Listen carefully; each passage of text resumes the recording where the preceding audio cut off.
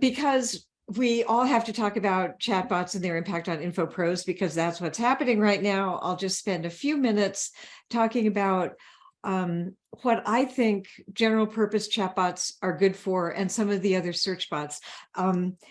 6 or 9 months ago, I was a little more dubious. It was sort of like how I initially looked at hyperlinks and the web, because I started my business back before the days of the World Wide Web, believe it or not. When I watched that happening, I remember I was first really skeptical. It's like, oh my goodness, there's just anything out there. Any fool could put stuff up on the web, and they do. I had the same attitude towards Wikipedia, like any fool can edit a Wikipedia entry. So how can we possibly trust it?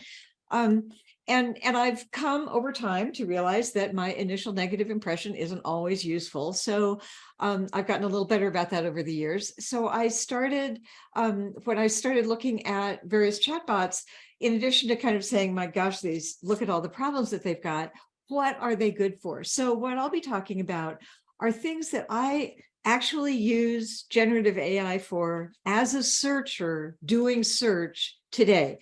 And I know some of you are probably recoiling in horror at that, but be patient. So what do I use the general purpose chatbots? And that's like ChatGPT or Claude AI, the ones that are sort of based on being fed large amounts of open access data. So they're great for summarizing text. If you send it text, and I'll talk about these examples in just a minute, but the summarizing text, asking it to take a large body of text and summarize this in 200 words or in 500 words, or for a non-expert or for a professional. It's amazing the kinds of permutations you can put in there so that you can get a summary of text that's relevant for when you're reviewing a lot of material and you're trying to decide whether to send it on to a patron.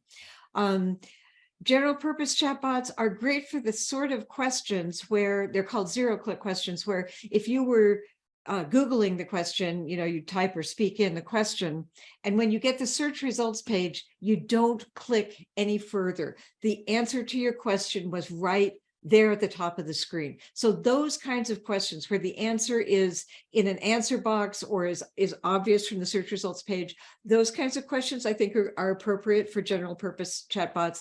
I use them sometimes when a client uses a phrase that I'm not familiar with, I'll go into Claude.ai and say, what is blah, blah, blah, and I'll get a nice short answer that's an aggregation from, what's out there.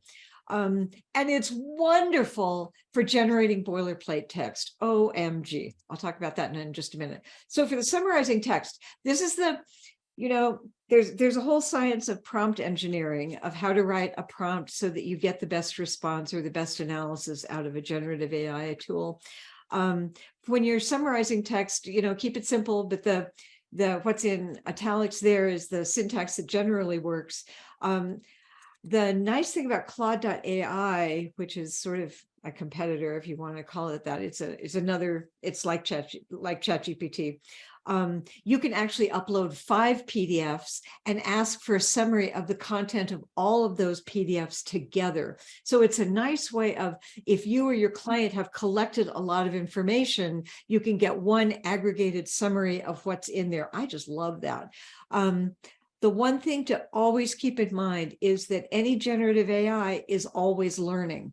And so especially these general purpose ones like Claude.ai or ChatGPT, if you upload a document, it's going to put that into its large language model and learn from that as well. So be sure that you do not upload anything that is confidential or internal information. I sort of feel like I don't even need to say that to a group of information professionals, but I feel like I need to. So, and for the answering the zero-click questions, the whole idea here is that if you can assess the answer without doing any further work. My example, the last thing that I just used this for, and it was just awesome. I had a friend who mentioned no fear veterinarian. She was looking for a no fear veterinarian. And I was kind of thinking, well, I can kind of guess what that is, but I'm not really sure.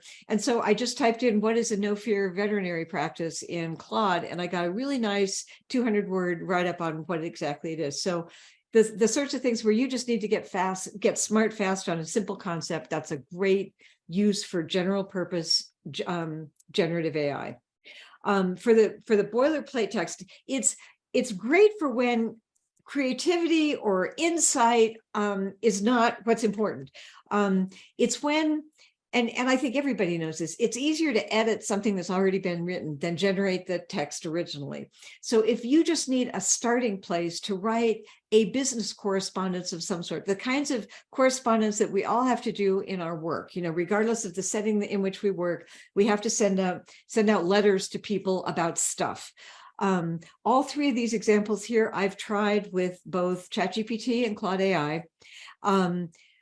And they're really surprisingly good. There's some of the wording is a little bit weird because it's aggregated from a lot of sources, but it's easy to edit something like that. Here, oops, I don't have an example in front of me. One of the ones that I did, you can say, write a letter asking for a salary raise, but you can also be much more specific, like write a letter from a public library manager asking for a salary raise, or write a letter from a corporate library manager asking for a raise. And what's cool is that the text that's generated is substantially different based on whether you said you were a corporate library manager or a public library manager. It talked about different outcomes, different things that you were looking for. So I think it's actually pretty surprising how good those are. Again, and I'm sorry about the dogs in the background.